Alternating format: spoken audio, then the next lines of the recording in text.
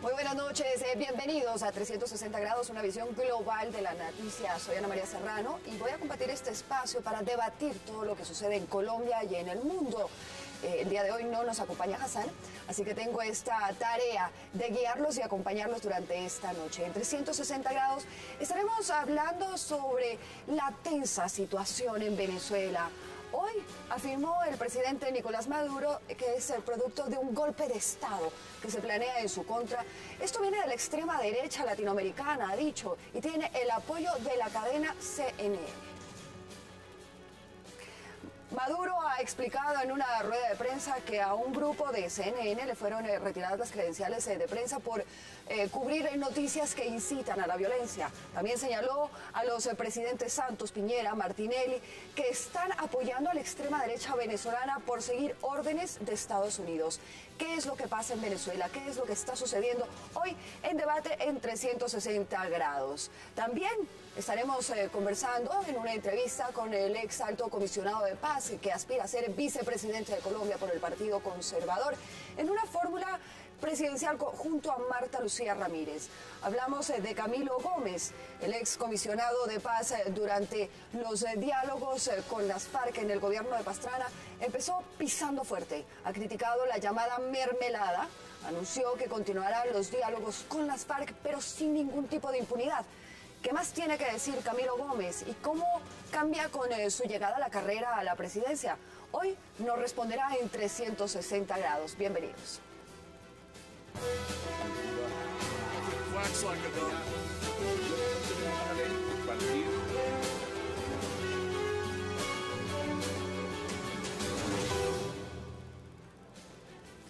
Quiero dar la bienvenida a Philippe Boland, que está con nosotros, Guillermo Rodríguez y Rafat Kotmi.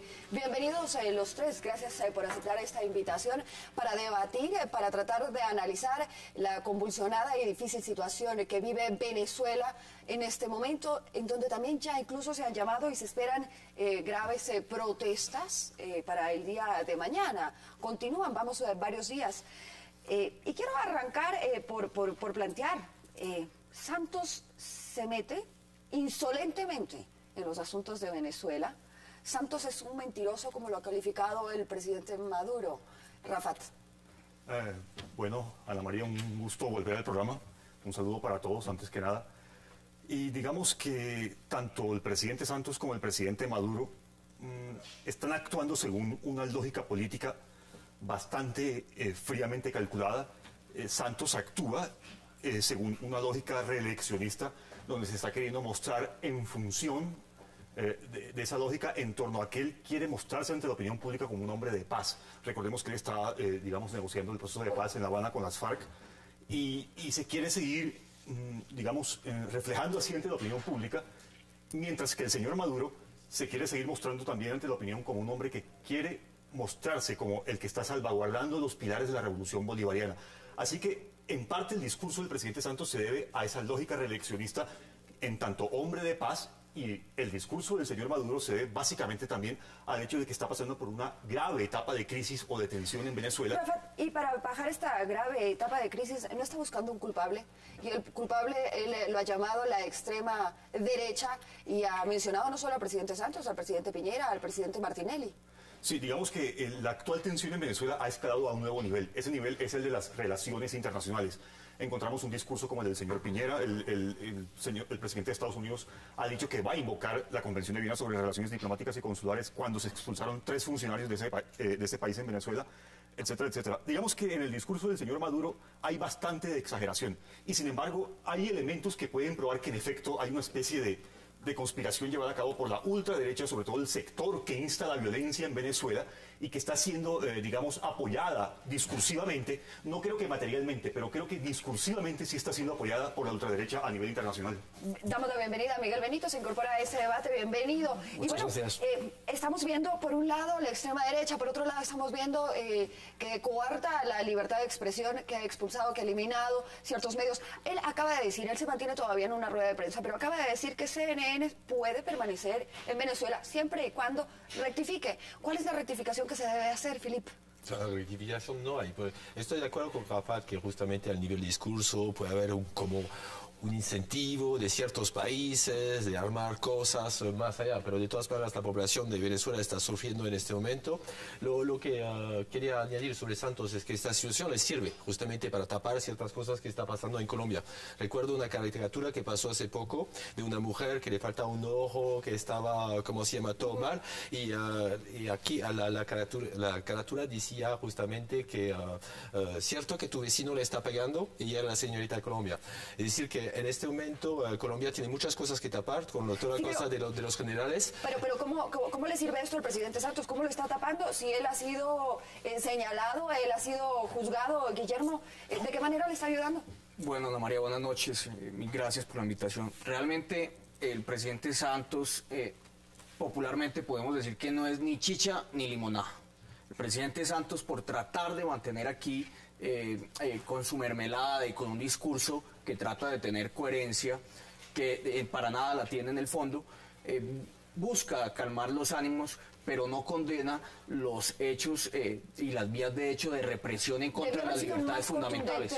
Desde luego, tenía que serlo, pero él no lo fue. Él no lo fue porque resulta que los veedores del proceso de paz en Colombia son nada más ni nada menos que los opresores, quienes restringen las libertades públicas, los derechos civiles, las libertades fundamentales en Venezuela. Es que Maduro no ha tenido límites. Aquí no existe ninguna extrema derecha que esté alimentando esa revolución o que eso realmente es una revolución. Lo de Chávez y Maduro no es ninguna revolución. Revolución es lo que está pasando ahorita en Venezuela. Revolución es lo que está sucediendo hoy, que hay más de 4 millones de habitantes en solo Caracas, en 2 barrios, Petaré y La Catia, donde las milicias bolivarianas están teniendo sitiados a los ciudadanos que no tienen cómo satisfacer sus necesidades básicas. Allí está la verdadera revolución. Es el sentir de que la ciudadanía no quiere más este régimen. Benito, ¿hacia dónde se va? ¿Qué va a pasar en Venezuela? Hacia una cadena eterna de Nicolás Maduro, de momento. Desde que ha empezado esto se ha encadenado y lleva días. Pero es usual, ¿no? No, claro, es la costumbre, pero ya en este caso es rozar paroxismo. O sea, ya son 2 días completos de Maduro todo el rato, y eso sí diciendo que los medios que no den la cadena, fuera. Los medios que no den la cadena fuera y los medios que pregunten tienen que saber qué van a preguntar. Eso no es cierto. Que no está encadenado, que Telesur no siga el discurso oficial, que es totalmente cierto. Usted, Miguel, seguramente sigue al pie de la letra de manera acrítica el típico discurso de ABC en España o del país en España. El discurso de haber vivido 2 años en Venezuela y haber vivido... Eso ha ocurrido desde el año 2002 para acá en Venezuela. O sea, el patrón histórico es el mismo. Pero, Rafat, no se está coartando la libertad de expresión. No se está coartando. ¿No te parece que se está coartando la libertad de expresión el momento en que se prohíbe la transmisión de NTN 24 y que se retira las credenciales a CNN o se le exige a CNN que tiene que hacer una rectificación de quién sabe qué porque todavía no lo entienden, en donde no pueden los ciudadanos salir libremente a protestar? Eso no es coartar la libertad de expresión. Digamos que la democratización de los medios de comunicación, tanto en Venezuela y en general en América Latina, ha incurrido en varios defectos o varios tipos de, digamos, retrocesos. Pero no es justamente el caso de Venezuela. En Venezuela hay un gobierno democrático, que no es exactamente un gobierno que le gusta a los tipos de democracias liberales que hay en el mundo, pero el patrón histórico que ha venido ocurriendo en Venezuela es exactamente el mismo que ha ocurrido desde el año 2002 en ese país y en los últimos 10 o 15 años en el resto de América Latina. Mire, justamente tenemos imágenes de lo que es en ese momento la eterna cadena del presidente Maduro, pues ya vamos en algún momento más de 2 horas. En Venezuela hay medios de comunicación privados que siguen operando y el 95% de los medios de comunicación privados en Venezuela son antigubernamentales. Escuchemos en este momento lo que está justamente diciendo Maduro. Su cosa aquí. Brinca, le cae a palo. Cuando cae, los policías lo agarran y le sacuden el polvo. Lo peinan porque se ha despeinado para entregárselo a su mamá. Y se lo entregan a su mamá. Para que se vaya a dormir tranquilito pues, en su camita. Eso, mira, en cualquier otro país, lo que le meten es una pela, caballero. Y va preso por varios meses. ¿Ah? En Venezuela no se tortura, ni se violan derechos humanos. Capriles Radosky es tortura. Capriles Radosky, dame un solo caso, pues si me lo das, lo investigo. Y si es verdad, castigamos al funcionario. Y se lo entregamos a la fiscalía. Porque él es muy irresponsable.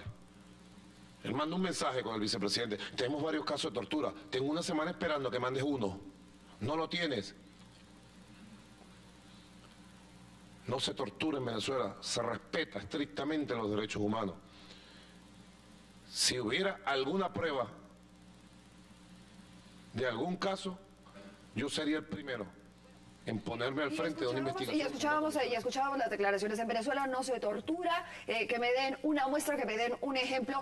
Yo quiero preguntarles a ustedes lo que hemos estado viendo en los últimos días a través de las redes sociales, que ahora pues son al instante, inmediatas. ¿Es un montaje? ¿Es una farsa? Tal como se hizo en Haití en el 2004, tal y como se hizo en Irán con la Revolución Verde en el 2009. ¿Quién lo maneja? Los medios de comunicación privados. Es el mismo patrón histórico. Los medios de comunicación privados, ¿qué medios de comunicación privados, Rafat?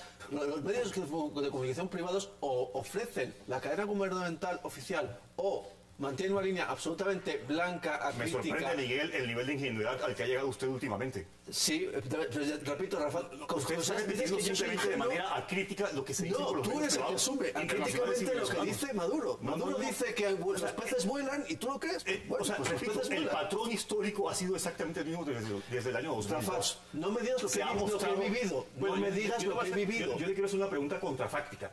¿Qué gana el señor Maduro con incentivar la violencia? Absolutamente nada. ¿Perdón? Yo le recomiendo que revise el estudio del especialista de la Universidad de Georgia, David Smile, donde dice que, de hecho, el señor Maduro no tiene nada que ganar. No tiene ningún sentido que sea el señor Maduro el que incentive la violencia. ¿Qué ganaría él? Pero, si en efecto él ha convocado popularmente Rafa, pero si bien él no está ganando con esta violencia, pues, pero hay gente que está en las calles, hay gente que está en las Ana María, calles. esto hay que decirlo muy claro. Aquí, desde luego yo le pido que se quite el ropaje ideológico. Aquí está, un momento que yo a usted no lo interrumpí cuando usted habló, entonces usted respeta mi palabra. Aquí hay que ser muy claro, Ana María. El gobierno de Nicolás Maduro es una dictadura que reprime las libertades públicas y fundamentales en la región. No se diferencia en absolutamente nada, querido Rafat, en el régimen de Siria, o en regímenes de Burma, o en regímenes que son totalmente represivos. Por favor. Aquí solo le falta al señor Maduro sacar gasarín y acabar con toda la población. Y si bien, Rafa, tú decías que no gana nada con la violencia, yo pregunto, en las calles, bueno, pues hay inconformismo. Y no estamos hablando de un grupo pequeño, estamos hablando de un gran grupo que ha salido a las calles, que está levantado, que está pidiendo, que está exigiendo, que está hablando de una falta de seguridad, que está hablando de una escasez de alimentos, que está hablando de que sienten que hay una represión. Eso no lo podemos ocultar. Entonces, ¿eso cómo lo tiene que manejar? Yo, en lo personal, y díganme ustedes, porque yo quizás hasta este momento no he visto planteamientos claros por parte del presidente Maduro, en donde dé soluciones tangibles y rápidas, económicas, de seguridad, de garantías. El MUD es la oposición, no tiene que gobernar, es la oposición. ¿Pero qué salida política ha planteado? Han planteado democratizar el país, no tiene que han planteado democratizar, han planteado que hayan libertades públicas. El que lleva 15 años en el gobierno es el chavismo y llevamos los 15 años diciendo hay inseguridad, hay inflación, hay desabastecimiento. No se ha tomado una medida. Philip. Sí, de los dos lados. El problema es que no está avanzando, es por eso que está evangelizando, amenazando. Yo no creo que está fomentando la violencia, estoy seguro. Pero entonces no le sirve. Pero el problema es que es incapaz de manejar el país en este momento. Es el problema. Es un fracaso justamente del chavismo en Venezuela. Que esté fomentado justamente por grupos de extrema derecha, eso siempre, pero a nivel de palabra, a nivel de apoyo económico, por instante no creo. Esta situación no le sirve a nadie, pero le puede servir para Colombia para tapar ciertas cosas, y el que está sufriendo en ese momento es el pueblo venezolano, porque hay estudiantes que están protestando, y tuvo razón en su discurso, dijo que los estudiantes tenían educación gratuita. Eso no hay aquí en Colombia, por ejemplo. Entonces, la reducción de la pobreza del 60% hace 15 años. Sí, pero una inflación tremenda en este momento, una violencia en las calles, es decir, que el país está en una situación catastrófica. Producto de la guerra económica llevada a cabo por la oposición, claramente. No, pero ¿qué tiene que ver la oposición con que el modelo económico no funciona?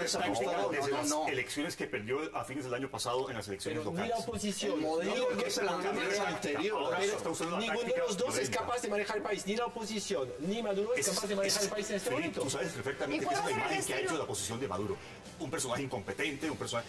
El presidente Maduro es un presidente que actúa como cualquier líder racional. Y de hecho, en este momento ya está incorporando al diálogo. ¿Qué tiene no racional? es que el CNN y el tiene tiempo, racional? justamente No, que el señor Maduro, a través de una amenaza que llevó a cabo Estados Unidos por medio del vicepresidente, Pues si su fuente es el comenzó a tiempo, instalar está diálogo. mal. Es un presidente que actúa racionalmente. Bueno, y con esto nos vamos a ir a una pausa, porque yo les quiero preguntar, bueno, ¿qué le depara a Venezuela? ¿Hacia dónde va a ir Venezuela? ¿Qué va a pasar? ¿Nos vamos a quedar en estas eternas protestas y eternas marchas? Regresamos enseguida en 360 grados.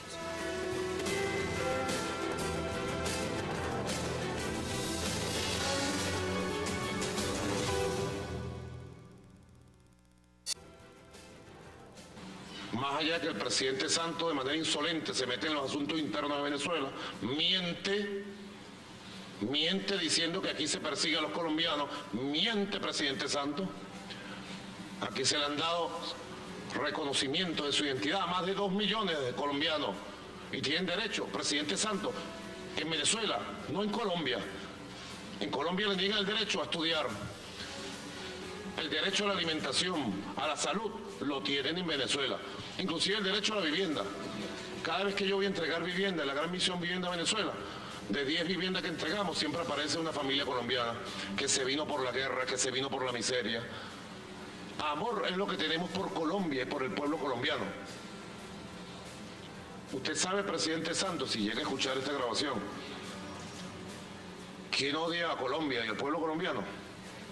Yo se lo he dicho a usted, la oligarquía fascista que nos enfrenta a nosotros, que dicen que yo soy colombiano, que yo nací en Colombia, y entonces yo le dije al presidente Santos en UNASUR, y varias veces le he dicho, entonces decían, Maduro es un colombiano, todavía lo dicen, fuera los colombianos, colombiano maldito, que Dios nos bendiga siempre y nos proteja de esas maldiciones y proteja al pueblo colombiano, así me decían, porque odian a Colombia. Y aquí se persiguió a los colombianos desde 1830 hasta 1998, que llegó Chávez.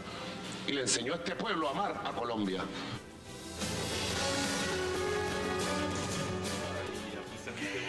Y Que se está escuchábamos... haciendo promoción en este momento, es decir, que Chávez servía justamente para justificar lo que está haciendo Uribe, y ahí parece que hay una unión Pero, también. Filipe, ¿no te sonó una de cal y una de arena? Arranca diciéndole que insolente, mentiroso, y después ama al pueblo colombiano. Y horas antes, justamente, la canciller María Ángela Holguín había dicho, no vemos como una intromisión a preocuparnos por Venezuela, no pueden pedirnos que no nos preocupemos. Y no respeta la democracia. Santos fue elegido democráticamente, entonces no está respetando los votos de los colombianos, entonces está insultando a los colombianos haciendo eso. Además, el supuesto acompañamiento al proceso de paz de La Habana también sería una intromisión. Si cualquier cosa que haces es una intromisión, todo es una intromisión, por finalmente... Bueno, y uno de los grandes enfrentamientos que ha tenido pues también fue con el capitalismo, Estados Unidos, pero en las últimas declaraciones él ya ha dicho que debería darse un diálogo, que llama a un diálogo con Estados Unidos. Son petroleros, ¿no? ¿Por qué esto si los yanquis para él han sido el demonio? En parte, Ana María. El primer mercado es Estados Unidos para Venezuela, entonces... pues ellos tampoco van a pelear con uno de sus aliados comerciales estratégicos y tal vez los primeros. Pero lo hacen para la galería. Sí. Desde luego, sí, pero realmente lo que está sucediendo hoy en Venezuela, yo creo que desde el 2002 no venía sucediendo, con un matiz muy importante, que hay quienes dicen que lo que está sucediendo hoy en Venezuela es una metástasis que hizo dentro del mismo chavismo y tal vez auspiciada por el señor Diosdado Cabello, que no es descabellada la teoría y que pues en un tiempo futuro nos dará la razón en esa tesis. Bueno, pero entonces, si vamos así, realmente lo que estamos viendo es un chavismo enfurecido y una oposición tranquila, pasiva, sin armas, sin violencia. ¿Tampoco está así? No, desde luego que la situación tampoco es así. Tampoco está así. La situación no es esa. La oposición también ha salido y ha dicho que se mantiene y que no van a salir y que se mantienen ahí. Pero lo que ha dicho Rafat, ¿Dónde está también el planteamiento de la oposición? Desde luego, pero hay que ver que los medios de comunicación en Venezuela son manipulados por el gobierno.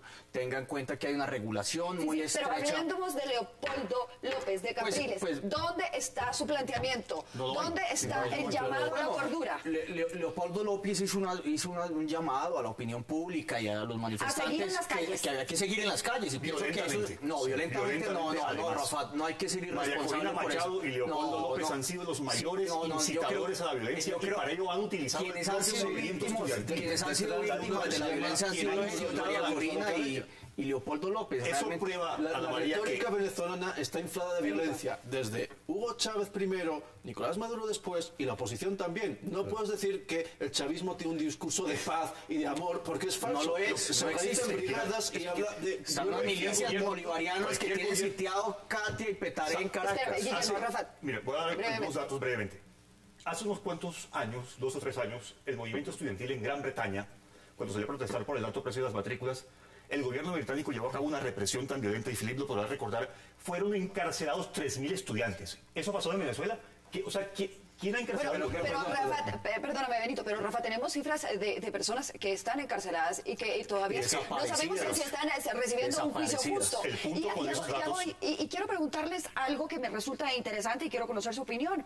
Se dice que Maduro ha creado su propio Mandela con la encarcelación de Leopoldo López. Filipe, ¿tú qué opinas? No, para mí, esta situación es compleja porque lo que veo yo, desde el inicio estoy en estos programas y en otros diciendo que el chavismo Maduro no es un socialismo, no es una cosa justamente, es un populismo y para mí, lo vemos con la relación que tiene con Estados Unidos, está estrechamente trabajando con Estados Unidos. Entonces son grupos de petroleros que les sirve justamente montar es una fachada, es una farsa, no sé qué opinas sobre esto, pero no es una imagen justamente de una construcción del socialismo como se puede hacer justamente en Ecuador. En este momento la oposición muestra, yo me quedo quieto, voy a fomentar un poquito de aceite, pero no tanto. Bueno, las encarcelaciones fueron menos que en Inglaterra lo que parece, pero de todas maneras hay encarcelación. Sí, hay encarcelación de estudiantes. No solo te encarcelan. Estoy de acuerdo. El punto de la María es que el presidente Maduro actúa racionalmente. Él no tiene ningún motivo para incitar a la violencia, no tiene ningún motivo para encarcelar a estudiantes. Está escuchando al pueblo. Y Miguel Benito, parecería ser que quienes más están opinando, quienes más están discutiendo este tema, pues somos los extranjeros, fuera del país, porque internamente no se está viendo esta clase de discusión, no se está viendo este diálogo, no se está... Porque no hay ningún espacio para hacerlo, es decir, las televisiones, todos los medios están absolutamente polarizados, absolutamente fracturados, entonces los que son de oposición solo tienen personas de oposición, los que son oficialistas solo tienen oficialistas, por lo tanto no hay ningún espacio de diálogo y no hay ningún espacio de encuentro, y ya muchas la intransigencia de la oposición en Venezuela es muy parecida a la intransigencia de la oposición en Siria y en otras partes donde ha habido levantamientos. Se debe básicamente al apoyo que ha dado la comunidad internacional a la cabeza de Estados Unidos. Siempre que Estados Unidos ha apoyado a un grupo opositor en un levantamiento, la oposición se vuelve más intransigente. El oficialismo es absolutamente intransigente. Un oficialismo que arma brigadas cívicas, esto en Colombia lo llamamos paramilitares. Y estamos hablando de una crisis en un país como Venezuela, pero entra Estados Unidos, entra en juego Colombia, Piñera, Martinelli. Yo les pregunto, porque se ha hablado en varias ocasiones de la influencia de los Castro dentro de Venezuela. Se habla de que hay grupos armados cubanos dentro de Venezuela. ¿Será que se está jugando la sobrevivencia del castrismo en Venezuela? ¿Será que en este momento es vital para Cuba lo que suceda en Venezuela? Porque quiere decir vivir o morir. Guillermo. Desde luego, Ana María. El castrochavismo tiene una acción muy importante en lo que es el régimen dictatorial de Maduro en Venezuela. El castrochavismo interpreta muchas de sus políticas en Venezuela y ya ha tratado de hacerlo por toda la región. Vea usted la influencia del castrochavismo en Colombia, el proceso de paz en Cuba, que capturaron un barco que venía de Cuba en Panamá, etcétera. Esto es muy interesante. ¿Se están jugando? No, es decir que yo no creo que justamente, Cuba está cambiando bastante últimamente. Sí, está trayendo carros nuevos a 500 millones, a 250 mil dólares. Esas son, Felipe, las teorías de la conspiración que Israel maneja en la política exterior norteamericana de Medio Oriente. No hay que hablar de Israel, pues aquí quién está hablando. Yo creo que la situación que está pasando en este momento en Venezuela le sirve mucho más a Estados Unidos que le sirve justamente a Cuba. A Cuba le sirve esta situación. Entonces, ¿De qué manera le puede servir? ¿De qué manera le puede servir? Estabilizar un poquito la región. No olvidamos que son petroleros, entonces de estabilizar esa región, para mí, mi teoría no es una teoría, es una teoría de complot, que Venezuela está trabajando 100% para Estados Unidos. Es decir, que eso le sirve totalmente a Estados Unidos lo que está pasando. Es decir, Claro, porque si hay inestabilidad en Venezuela, sube el petróleo, el comprador del petróleo no le va a hacer gracia que suba el precio. O sea, pero ¿a qué precio le venden en Venezuela? Entonces y le sirve justamente a los petroleros americanos, no al gobierno, pero los petroleros americanos que son el petróleo. Porque si no, no sería rentable explotar petróleo en Estados Unidos. Vamos a enlazarnos nuevamente con la rueda de prensa, esta cadena del presidente Maduro. Sigue. Presidente, respete la diversidad de América Latina para mantener la unión. La unión vale más que nuestras diferencias. Y efectivos militares retiraron más de 180 toneladas de material. Respeten la diversidad de América Latina. ¿Ustedes creen que no se está respetando? Que estamos entonces entrando en una división de que va a ser quienes apoyan la revolución o el socialismo del siglo XXI frente a los países que no apoyan, que no conforman el ALBA. Claro, pero entonces lo que estoy diciendo es que Latinoamérica no respeta la diversidad de Latinoamérica, dado que Piñera dice una cosa y sigue siendo latinoamericano, no sé que me digan lo contrario. Santos dice otra cosa y entonces tampoco está respetando. Entonces, en este sentido, pues es un discurso, es un brindis al sol. Yo no quiero finalizar. ¿Cuál puede ser la opción que tenga Venezuela? Yo no veo una oposición con un planteamiento, no creo que pueda asumir un liderazgo, se habla de transición. ¿Creen ustedes que puede ser alguien del propio chavismo quienes generen la caída o el apartar a Maduro de la presidencia? Obvio. Va a ser del mismo chavismo. En este momento no hay oposición que es capaz de tomar el poder y la única manera de salir de esta crisis es salir de la crisis económica que tiene. Es decir, que con esta crisis, si no, las cosas van a continuar. Si no hay mejoras en los próximos años o próximos meses o próximos días, va a continuar esto. Es decir, que la gente, y además se sirve también al gobierno, que haya una represión y entonces pueden justificar estar en televisión al lugar de trabajando. ¿Quién va a dar? ¿Quién va a lograr una salida? ¿Cuál va a ser esa salida? No, desde mi punto de vista, ahora mismo no hay ningún líder en Venezuela capaz de sacarlo, ni en la oposición ni en el chavismo. Rafael. Dos cosas. La primera, es un mito que el chavismo está dividido. Es un mito que Diosdado Cabello vaya a tomarse el poder y que vaya a derrocar al propio señor Maduro. Básicamente porque el señor Diosdado Cabello no quiere dar la cara, no quiere ser la cara visible para afrontar todos los problemas que tiene Venezuela. Lo segundo, el patrón que se está viviendo en Venezuela en este momento es exactamente el mismo que se vivía en los meses previos a abril de 2002. O sea, es posible que haya una especie de acrecentamiento de la tensión, es posible que haya una especie de... Pero Rafael, hay una diferencia. En el 2002 había Chávez, y Chávez no es lo mismo que Maduro. Y las materias primas subían. Guillermo, rápidamente porque me tengo que ir a una pausa. Desde luego, Ana María, muy seguramente las conspiraciones están dentro del círculo de poder, es decir, que es desde el mismo chavismo donde va a atomizarse lo que es el gobierno de Maduro, y pues no veo tampoco dentro de la oposición, pese a que hay figuras de gran relevancia, no veo esa unidad que hay que darle más bien a esa oposición, es solidaridad y pedirle al Estado venezolano que respete las libertades públicas de los opositores. Maduro no es Chávez, pero mi hipótesis es que se va a profundizar el chavismo en Venezuela. Vamos a ir a una pausa, regresamos enseguida. Esto es 360 grados, una visión global de la noticia. Ya venimos.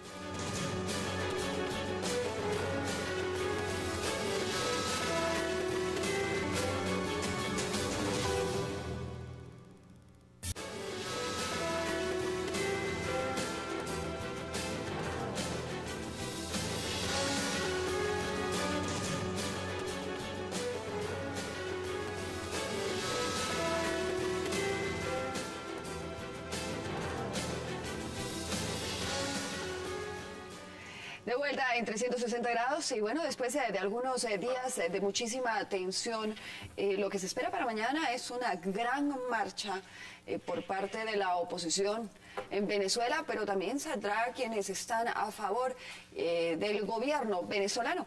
Mi pregunta es, ¿Qué va a pasar el día de mañana? ¿Cuánta violencia más vamos a tener el día de mañana? ¿Cuántos muertos más vamos a ver el día de mañana? ¿Y en dónde están los organismos internacionales para ejercer un poquito más de presión para evitar lo que pueda llegar a desencadenar mañana? Guillermo. Bueno, lo que muy seguramente va a pasar, va a seguir el gobierno haciendo esa represión, va a seguir vulnerando las libertades públicas, y considero que lo que hay que dar es ese apoyo, independiente a los grupos de interés que quieran apropiarse del poder. ¿Cuál es el apoyo?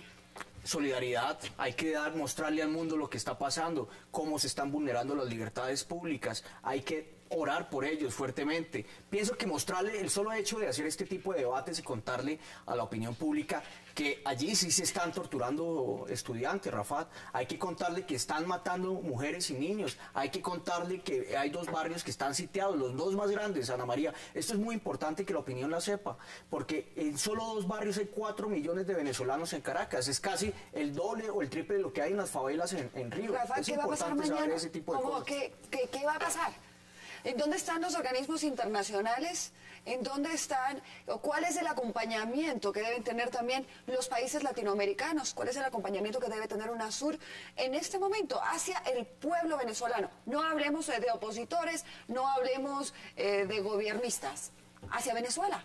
Lo que pasa es que lastimosamente en la comunidad americana, en las organizaciones políticas en el continente, también pasa el mismo tipo de divisiones que ocurren al interior de Venezuela. Lo más seguro es que vamos a encontrar una OEA dividida. Sí, pero no se dan bala. Pero sí, no están con garrotazos. De todos modos, hay que tener en cuenta una cosa. Como cualquier gobierno democrático tiene que salir a mantener el orden. Eso ocurre en cualquier parte. Pero ¿cuál es la manera de mantener el orden? La manera de mantener el orden es, primero que todo, buscando incentivar el diálogo con la oposición y con medidas enérgicas evitar que la oposición siga incentivando e instando la violencia. Rafat, el diálogo avaliando a las personas, a los ciudadanos. El problema es que la marcha de mañana no sirve de nada, es solamente para medir las fuerzas de cada uno y para terminar un combate. Entonces, la idea es tratar de los organismos internacionales. En este momento está más en Ucrania, donde hay mucho que hacer y donde hay muertos a cada minuto. Pero el problema es América Latina, y hay que hacer un llamado justamente que empiece a sentarse a ver lo que se puede hacer, porque esas marchas no sirven de nada. Pero entonces, Filipe, tú me estás diciendo que en Ucrania, pues los ojos se tienen que regresar a ver Ucrania, y porque somos un pueblo latinoamericano, no se nos tiene que regresar a ver. No es una revolución todavía, no es una revolución. ¿Cuántos muertos necesitamos para que sea una revolución? El problema es que aquí están midiendo cada uno sus fuerzas. La gente está saliendo a la calle para medir sus fuerzas. Entonces, que tiene que es el pueblo, Filipe. Es que no estamos pero hablando de está manipulado de los dos lados. Sabemos que el pueblo está cansado con una cosa y con otra. Pero se están gritando por cosas que no son. Hay gente. El pueblo, y en ese sentido, tampoco hay que negarlo. El pueblo es 51-49, si quieres verlo así. O sea, 59 50-50. O 50-50. 50 rojo, 50 blanco. Y la preocupación del pueblo es que haya arepa pan, que haya productos, que haya seguridad, que la inflación baje. Preocupación es que el gobierno no ha tenido dentro de una política pública para eso. De pensar, de imponer el socialismo del siglo XXI sin que haya población. Y no hay industria, entonces hay que reindustriar este país. Está en Venezuela hay que entender una cosa. Primero, el señor Maduro es un actor político racional. Segundo, el chavismo no solamente es Chávez. El chavismo es una estructura política que ha supervivido independientemente del líder carismático. De hecho, el señor Maduro ha utilizado toda la estructura que dejó el chavismo antes de Maduro. Pero eso hay una estructura. Es una estructura que hay en ¿Qué ha pasado de ganar María con un 10% a un 1%? Espérame, Rafa, por favor. Permíteme terminar la idea. Todo aquel que diga que Venezuela, que el sistema político venezolano se basa en la imagen o el legado que dejó la imagen del señor Chávez, está completamente equivocado.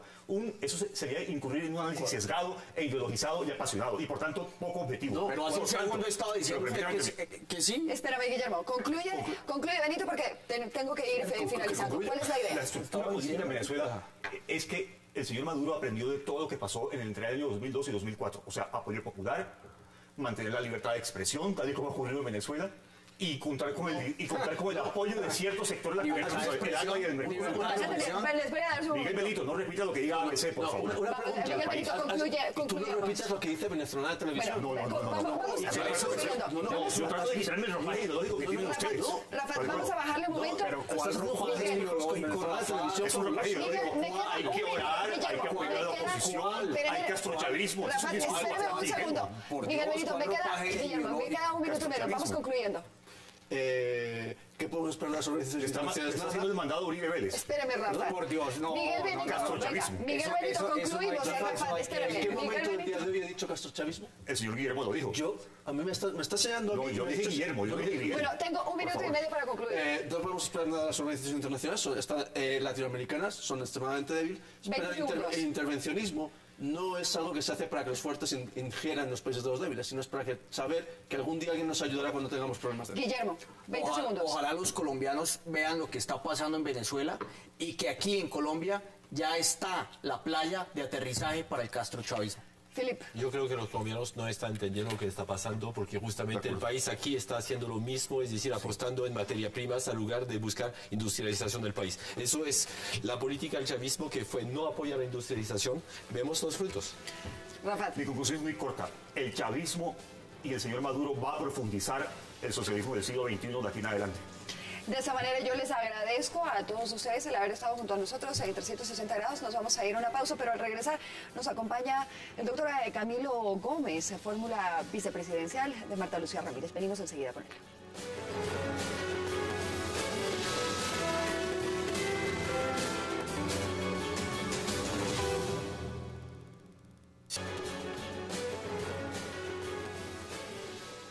Y yo quiero agradecer la presencia en 360 grados del doctor Camilo Gómez. Doctor Gómez, bienvenido. Es un gusto que nos acompañe.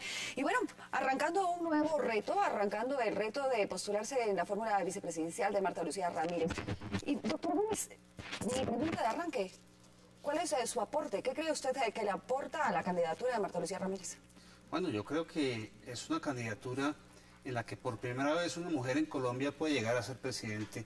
Creo que es una realidad que Marta Lucía puede ser la primera presidenta de Colombia.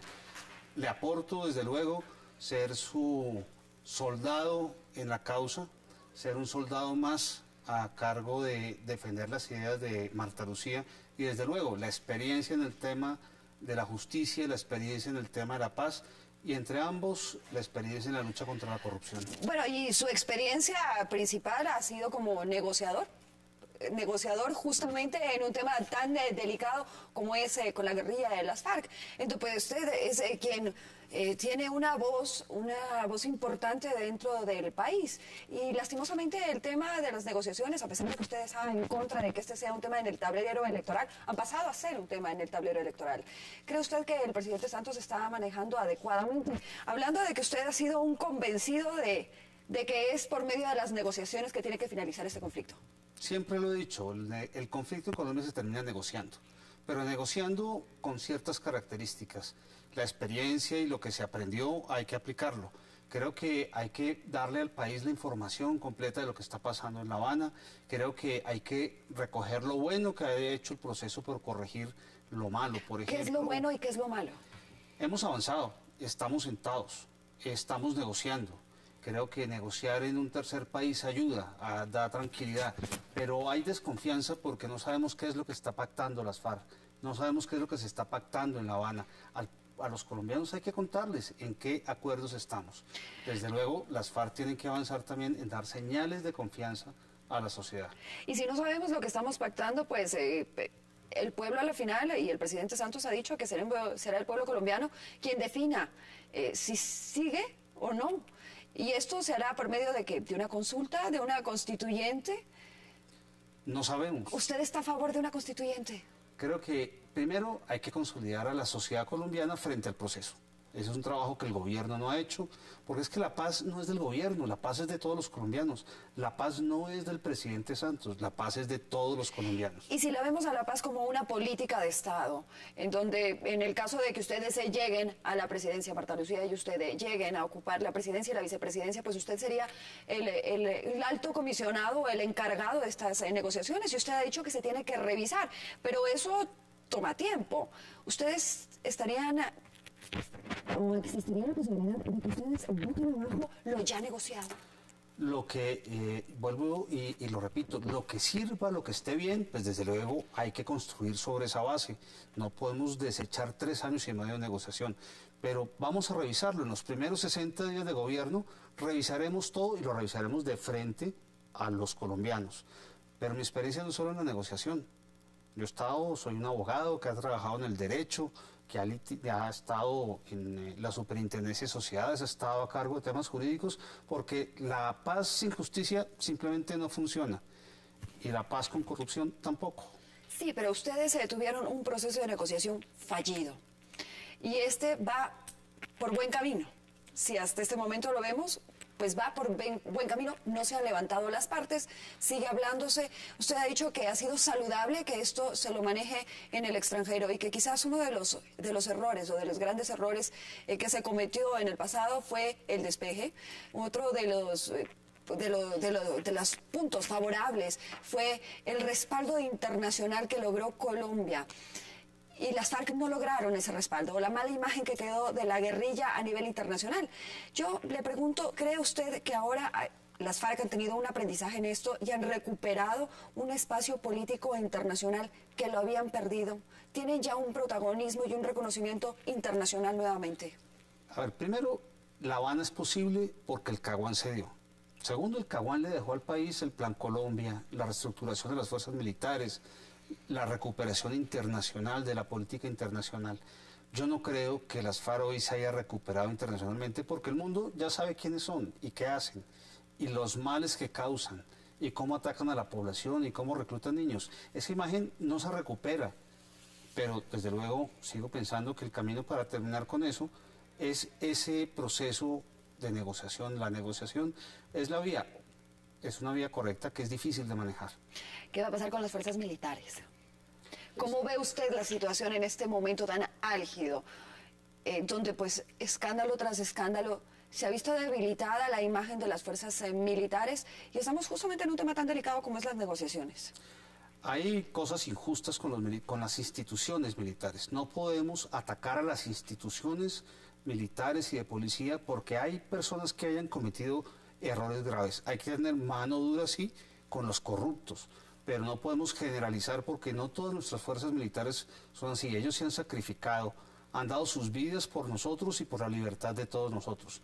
A las fuerzas militares hay que protegerlas y cuidarlas, pero también hay que evitar todos los mecanismos que puedan generar corrupción. Marta Lucía lo hizo cuando era ministra de Defensa, precisamente. Usted tiene una cercanía conocida con el expresidente Pastrana.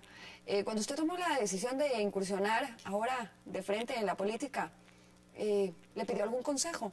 ¿Conversó? ¿Le pidió autorización? ¿Cómo fue esa negociación? Claro, hablamos y hablamos mucho. Es mi amigo. Espero seguir contando con sus consejos, con sus observaciones y sobre todo con su amistad. Y uno le pregunta este tipo de decisiones a los amigos. Desde luego lo hice con el presidente Pero ¿fue una Pastrana. forma de Marta Lucía de congraciarse con el expresidente Pastrana? ¿De lograr un favoritismo de parte de la rama conservadora que maneja el expresidente? El presidente Pastrana siempre fue el defensor de que el Partido Conservador tuviera un candidato único. En esta ocasión y en la pasada, cuando estuvo Noemí Sanín, que hizo un papel muy valioso. Luego, no había que congraciarse con el presidente Pastrana porque él cree en esta nueva forma de hacer política. Él no cree en esa política tradicional, vieja que están haciendo otros. Cree en lo que estamos haciendo. Política nueva, política diferente. ¿Y cuál es esa política nueva? ¿Y cuál es esa política diferente? Que si hablamos también, pues un gran porcentaje de los votantes son jóvenes, que quizás muchos no tienen ni idea ni tienen la imagen clara del rol o de la importancia que tuvo usted en el gobierno del expresidente.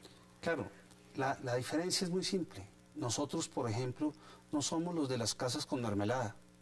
Nosotros no creemos que la politiquería sea la forma en la que se llega al poder.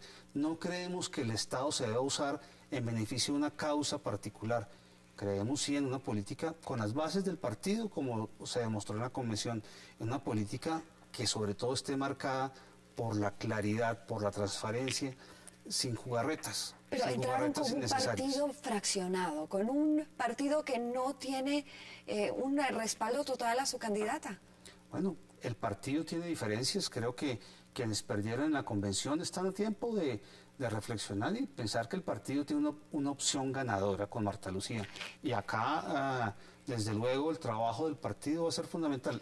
Las bases sí están sólidas. Las bases del partido, los godos del común como yo, estamos ahí firmes. Ahora, ¿qué pasa con quienes pues han sido opositores y después quizás regresarían? Ustedes han cuestionado justamente refiriéndose a esa mermelada.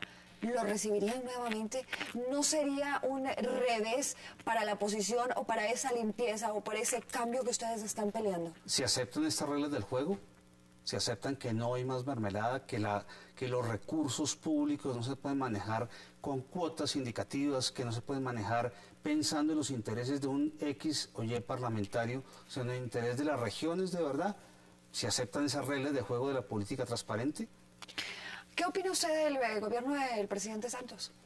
Presidente Santos, compañero mío de gabinete, compañero mío el vicepresidente. ¿Qué opina usted? Pues hoy el vicepresidente Angelino Garzón hizo una observación curiosa, que el presidente Santos estaba gobernando como una reina de belleza, con rosas a todo el mundo. Lo dijo el propio vicepresidente del doctor Santos. Hay cosas que se han mantenido bien, no se pueden negar tampoco. ¿Cuáles son esas cosas? La economía va marchando bien. Colombia ha tenido una tradición Entonces, no está tan mal. ¿Se merecería una reelección? No, yo creo que no. Desde luego que no, porque sería más de lo mismo. Yo creo que el presidente Santos se ha equivocado en otras materias. La politiquería está rampante. La corrupción se tomó el gobierno. Es que son escándalos de corrupción tras escándalo tras escándalo y los colombianos estamos aburridos. Y con la referencia que usted hacía de que estaba como reina de belleza, que dijo el vicepresidente, haciendo referencia a lo que dijo el vicepresidente, ¿cree usted que las declaraciones del presidente Santos con respecto a Venezuela tenían que ser más tajantes? ¿Cuál debe ser la posición después de que le han dicho mentiroso, entrometido? ¿Cuál debería ser la respuesta del presidente? Ningún colombiano puede aceptar que insulten a este presidente. Al presidente Santos no lo puede insultar el presidente de Venezuela y tampoco puede insultar al presidente Uribe. ¿Y cuál debe ser entonces la respuesta? Claro, Colombia tiene que ser precisa, respetando desde luego lo que es Venezuela, respetando esas reglas del juego y siendo un vecino. Pero no podemos ser ajenos a una crisis tan dolorosa, tan compleja como la que está pasando en Venezuela. Son nuestros hermanos. El gobierno, yo sí creo que debe ser un poco más enfático. Están los mecanismos de la OEA, están los mecanismos incluso de Naciones Unidas. Un poco silenciados. Silenciados totalmente, pero es que la crisis es muy grave, es muy complicada. Y los colombianos sí tenemos que hacer que a nuestras instituciones y a nuestro presidente lo respeten, así no estemos de acuerdo con él. Pero no se puede aceptar los insultos al presidente o a un expresidente. Se habla del binomio ya del presidente Santos, sería Germán Vargas Lleras. ¿Cómo ve usted esto? ¿Como una bomba de tiempo? Hay quienes dicen que esto estallaría en cualquier segundo. Pues Germán Vargas ha sido el político tradicional de siempre, de los votos, de esa politiquería, de lo que yo creo que Colombia no quiere tener más. Esa alianza pues ratifica que es mermelada más mermelada. Me parece que son los mismos con los mismos. Yo creo que Colombia sí está pensando en un cambio un poco más a futuro, en un cambio que le dé más serenidad. Yo quiero que me diga, ¿usted cree que el temperamento de Germán Vargas Lleras y el temperamento del presidente Santos va a poder ir hacia un mismo camino? ¿Los dos van a poder llegar a tener la relación presidente-vicepresidente? Es muy difícil. Uno como vicepresidente tiene que tener la agenda del presidente, no agenda propia. Mi agenda es la de Marta Lucía. La de Germán Vargas, ¿cuál será? Sí, y justamente hablando de eso, en algunas ocasiones, y justamente cuando el vicepresidente Angelino Garzón estuvo muy delicado de salud, se empezó a cuestionar la figura del vicepresidente. Se decía que era una figura innecesaria, que no cumple realmente una agenda, que se le da ciertas cositas para hacer o para mantenerlo entretenido. ¿Usted tiene claro cuál va a ser la agenda que usted cumpliría? ¿Usted ha hablado ya claramente con la presidenta? Desde luego. Marta Lucía lo dijo ayer en la inscripción ante la registraduría. Mi papel en el gobierno, además de ser su escudero, su soporte en lo que ella me consulte, los temas de la justicia, de la reforma a la justicia que tanto estamos esperando y necesitando, los temas de la paz y desde luego en esos dos los temas con la lucha contra la corrupción son los temas que ella quiere que el vicepresidente maneje. Desde luego, la agenda mía es la agenda de Marta Lucía. Le aseguro que un colombiano que vote por Germán Vargas como presidente, como vicepresidente, ¿estará sabiendo por qué agenda vota? ¿Por la de él o por la de Santos? Y le hablo porque Germán Vargas Lleras no ha sido muy claro con respecto al tema de paz. ¿Cuál cree usted de que sea la posición? ¿O qué conoce usted de la posición de Germán Vargas Lleras con respecto al proceso de paz? Es público, todos lo vivimos, yo lo viví en carne propia. Germán es un enemigo de la paz. Yo quiero ver qué va a hacer el presidente haciendo ese juego de cartas con un enemigo de la paz al lado.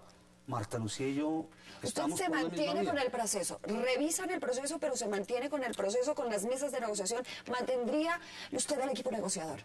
Eso hay que revisarlo. El equipo negociador tiene personas muy valiosas. ¿Con quién se quedaría del equipo negociador? Tiene otras con las que no me ¿Con quedaría. quién se quedaría? Yo creo que está María Paulina Riveros, una mujer valiosa, ¿Con quién no se quedaría? con el general Mora. ¿A quién más no le permitiría seguir en esas mesas? Revisémoslo. Yo creo que para eso hay tiempo. ¿Humberto de la Calle? Humberto de la Calle conoce, ha estado en procesos de paz, ha estado con Gaviria, estuvo con nosotros. ¿Le sería útil en su mesa? Desde luego. Yo creo que las experiencias hay que aprovecharlas, sin mezquindades. ¿A quién invitaría usted a la mesa? A colombianos que representen y que conozcan del problema de la violencia, que miren el tema del posconflicto y obviamente una vez revisemos los acuerdos, yo creo que este desconocimiento hace que tengamos que revisar y concretar. Para finalizar, una pregunta muy rápida. ¿Usted conoce de parte de la guerrilla de la FARC a quienes están sentados en esta mesa? Usted estuvo en muchas ocasiones conversando cara a cara con ellos. ¿Están diciéndonos la verdad, sí o no? No conozco lo que está pasando adentro de La Habana. De las declaraciones que usted ha visto, ¿están diciéndonos la verdad a los colombianos, sí o no?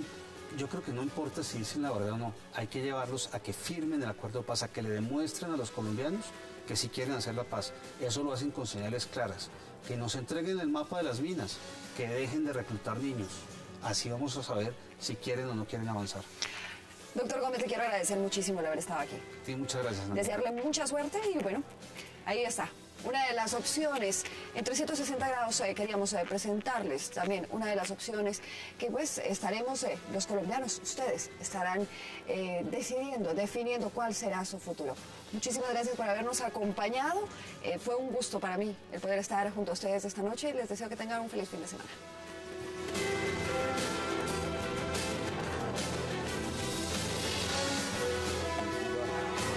Wax like a dog.